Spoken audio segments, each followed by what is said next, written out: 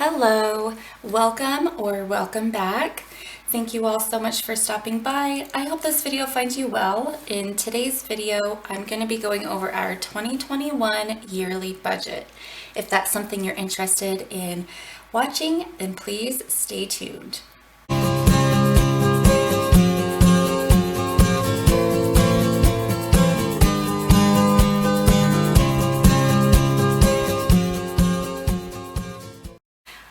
If you are new here, my name is JoJo. On this channel, I share with you our family's journey to financial freedom.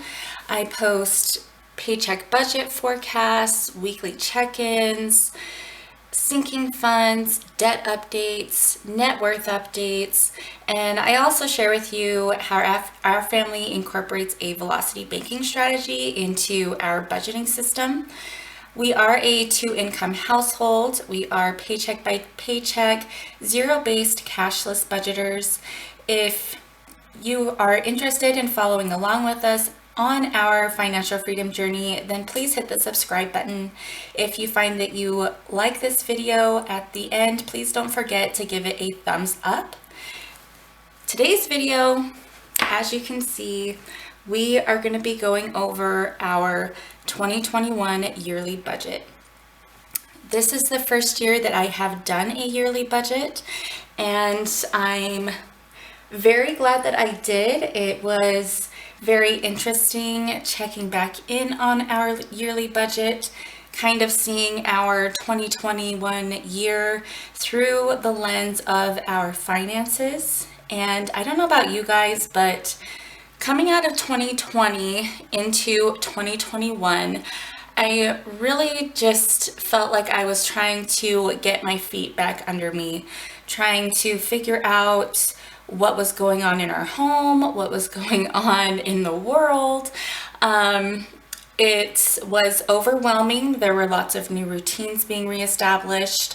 We still haven't really developed any new routines, and it feels like a lot of things are out of our control, but I'm trying to just be mindful of what is in my control, which is my thoughts or my response to what is going on around me. That is all I can control, and also our finances.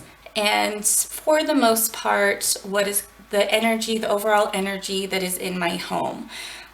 So I'm really grateful that we had started our budgeting journey. We started back in about September of 2019, which ended up being perfect timing, because going into 2020 and 2021, my budget was the one thing that I felt like I always had control over, that our family always had control over, regardless. And coming back, reflecting on the 2021 yearly budget, it was very interesting to see how close my predictions were and how far off they were as well. We're going to first start here with our income.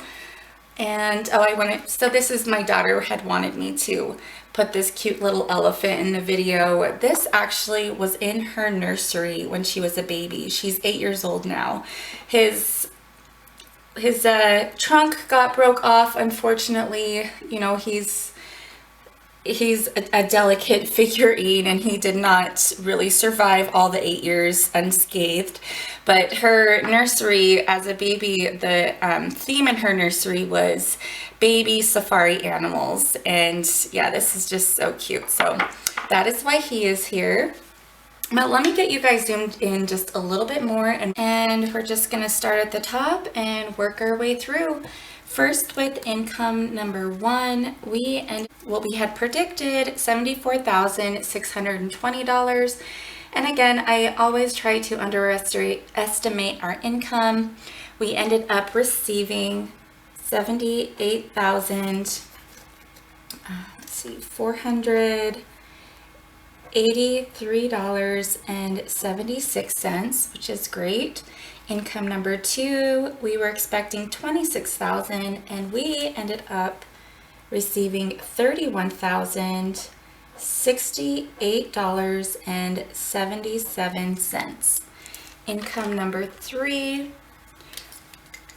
This we did end up receiving less than we had expected, and it was $6,386.70. For extra, I wasn't expecting anything, but this year there were lots of stimulus checks, lots of money flowing in, and again, I'm so glad that we were budgeting, because otherwise we would likely not have been as responsible for that money coming in. I did also get money through Ibotta, through sales of various things, and this ended up being, which I was truly shocked. Again, a lot of this was stimulus too, but it was $20,273.33.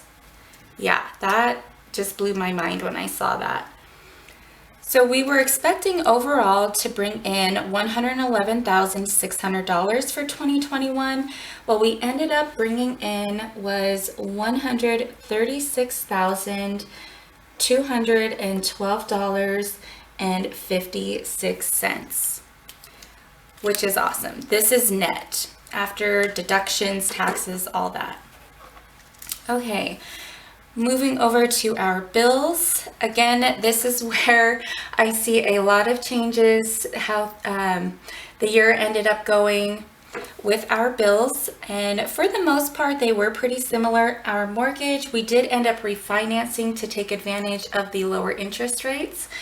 And we ended up spending, also, I did want to mention, as I said, it was my first time doing a yearly budget, so I didn't really know what paychecks to count.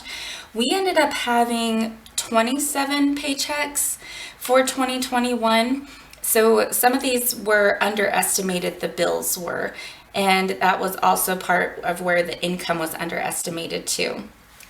But our mortgage, we ended up paying $18,642.05. Internet, because these are kind of the first month's bills, and so you'll see these ones we ended up having to pay more like about 13 months worth rather than 12 months worth because of how the paychecks fell. I hope that makes sense. It did to me. So the internet was $1,299.87. Our student loan, I used to have my student loan through SoFi. It was a refinance. I'd refinanced all of my federal loans back in 2016, so before anything had really happened in the world. And we ended up transferring all of my student loan debt into our HELOC. We do, again, the velocity banking strategy. So I was expecting to pay, had I just kept that refinance open, $6,520.80. But since I ended up transferring over, we ended up paying $1,086.80.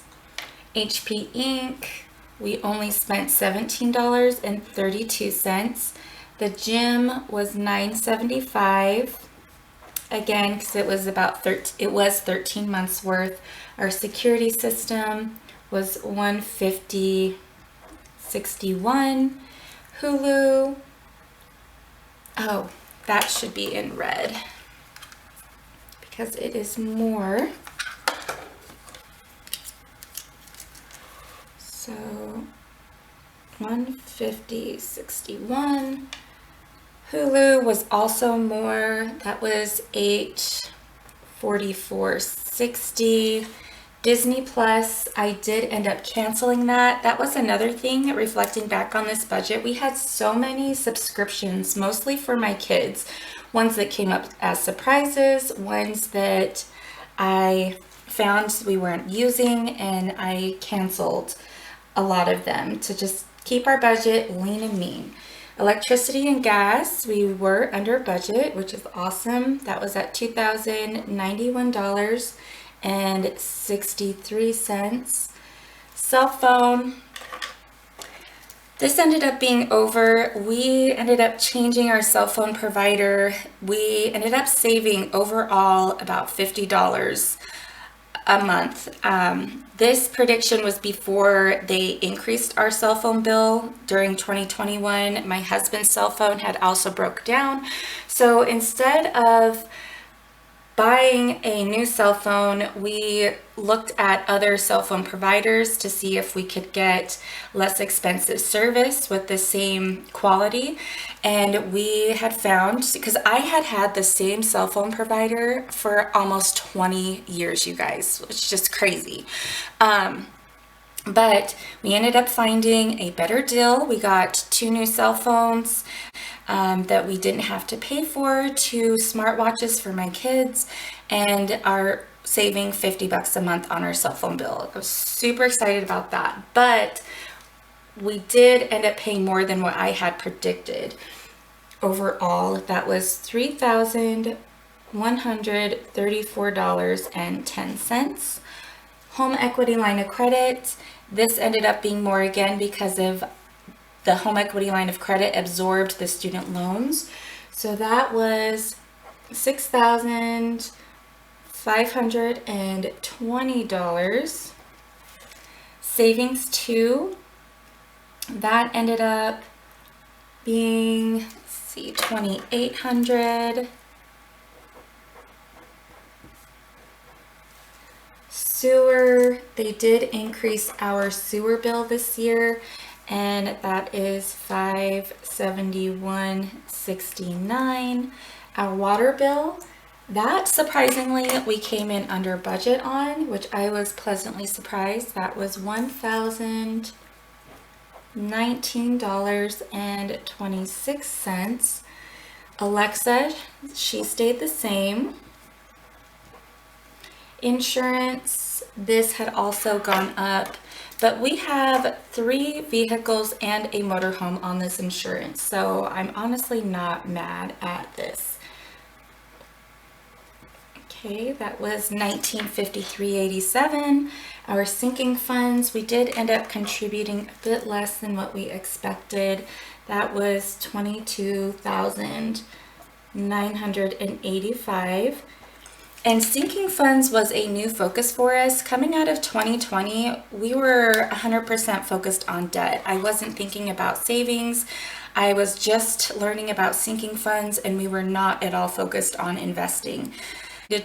Coming out of 2020, moving into 2021, I was kind of learning a little bit more about finances and discovering how important investing is, and sinking funds were really one of my favorite budgeting finds. It's been something that has allowed us to still have life experiences, make sure that we're using our money to enrich our lives in a responsible way.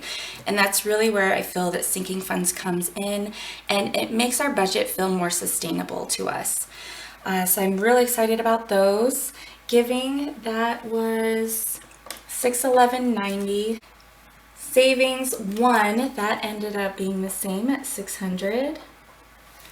Daycare, we did pay more for that. They increased our daycare costs at $7,284 for daycare. My son is going to be going into kindergarten this year, so very excited to reallocate that money.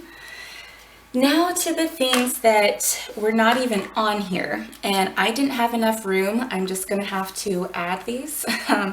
First is Cinemark. The movie theater, of course, was closed, so they'd canceled our subscription. We really enjoy having this. It can be very costly to go to the movies, but having this subscription, we do save money. And we ended up paying $59.94 for the year by the time they kicked it in. Next is a subscription, Star Stable. This is a game for my daughter.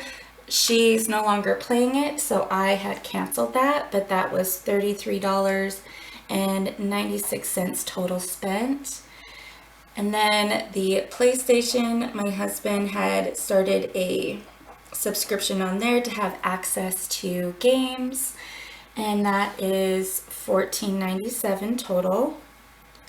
Then Amazon Kids, this we'd had as a part of my kids' Kindles free, and I didn't realize that that was expiring, but then they started charging us towards the end of the year, and my kids don't use that. So that's another subscription that I canceled.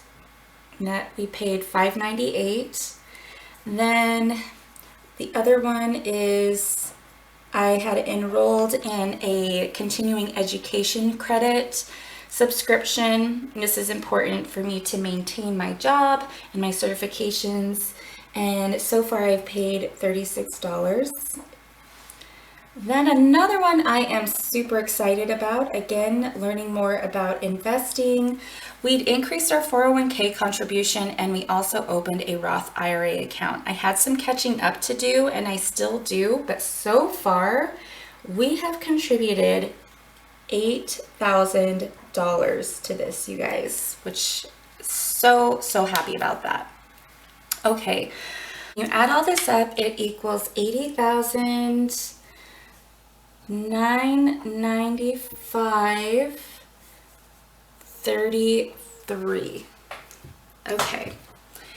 Oh, I should have written that in red. I'm just going to box it in red. Okay. That's bills. Now let's move over to our variable expenses. These had changed quite a bit as well. Groceries, we actually ended up spending less than I had expected. This is mostly related to changes within our household, and that was $10,345.61. Eating out, we did spend more there. $4,360.38. Household and pets, $3,821.84. Gas, not surprised at all here, but $5,516.72. Yeah, ouch, a lot more. My husband and I, so our spending is we don't roll any money over. Whenever we have extra money left over for our spending, it gets rolled into a sinking fund. So we're never actually like under budget for our spending. So these numbers reflect anytime we were over budget. My husband had spent $2,800.84. I had spent $2,359.95. And then I used to have everything broken out for the kids, but we ended up just merging into a miscellaneous because it was kind of too cumbersome to track everything. So I'm just gonna merge, and I'll just leave it in blue. Merge this as miscellaneous, and that was $1638.75. And again, this is a catch-all. This is like allowances, treats at the store, random things that pop up, and it does kind of absorb our unbudgeted. So I don't necessarily have unbudgeted anymore in my paycheck budgets, which I'm considering just removing unbudgeted altogether. But we did, before I'd made this change, we did end up having $171.33 as unbudgeted. And overall, what we had spent in variable expenses was $31,015.42.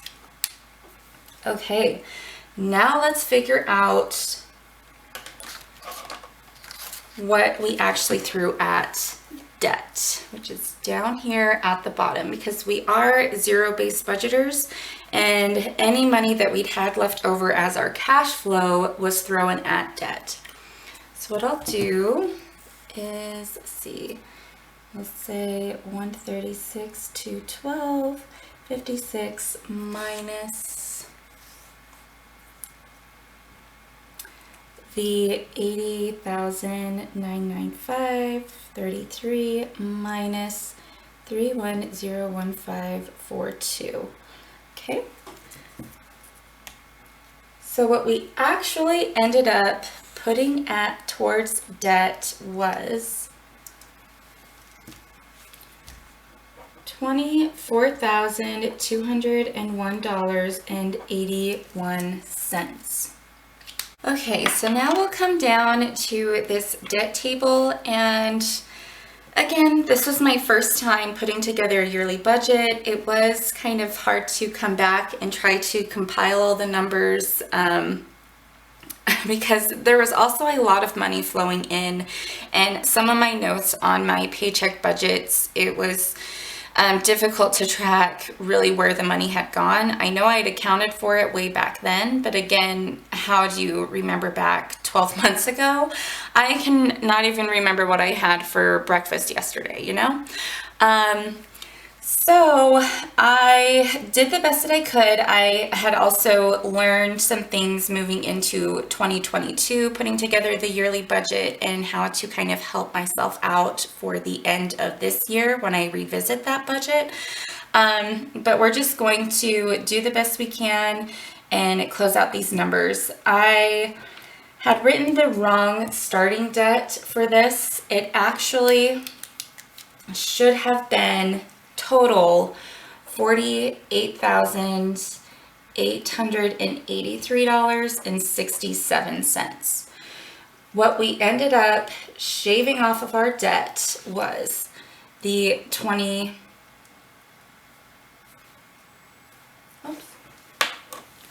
Okay, you guys, I had to go look at my sheets again. Sorry. This is my first time trying to put all this together, but I had written this down wrong. So up here, our extra, okay, was 21. So this should be 137, and this should be 25. Okay. Whew. Thank goodness for whiteout. Should really consider investing in those erasable pens, but I really love these felt tip ones so much. Okay, so minus the 25,201.81, what we are starting 2021 with for debt. We paid off our devices. So this ending balance is not the 44.78, it's actually 0. And all we're left with is my student loan, and that is $23,681.86. It's lower than that number. I am super excited about that.